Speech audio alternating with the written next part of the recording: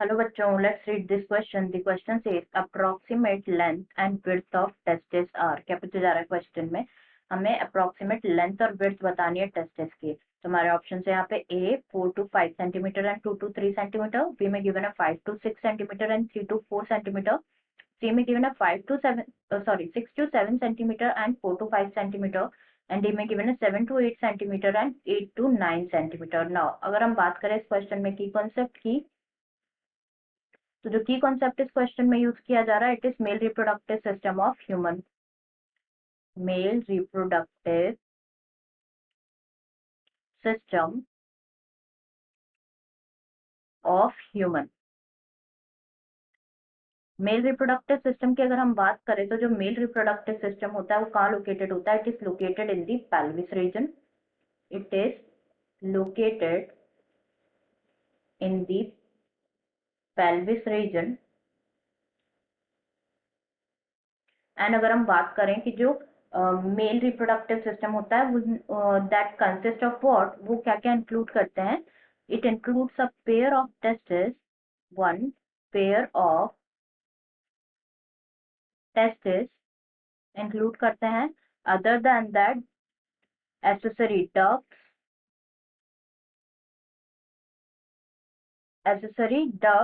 Glands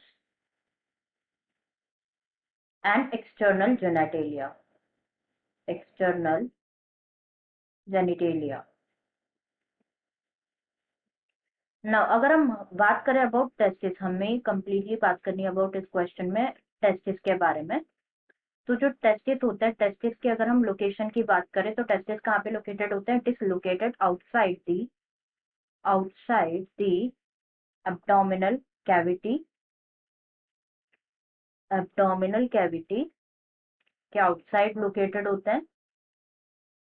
and ये किस में लोकेटेड होते हैं? It is located in a pouch जिसे कहा जाता है स्क्रोटम। पाउच में लोकेटेड होते हैं जिसे कहा जाता है scrotum.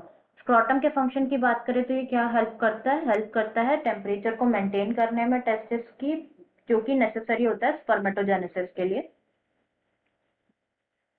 Helps in maintaining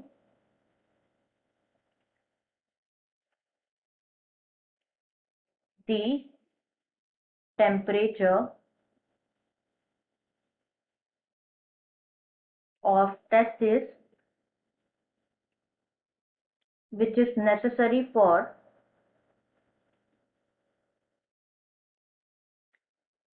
spermatogenesis।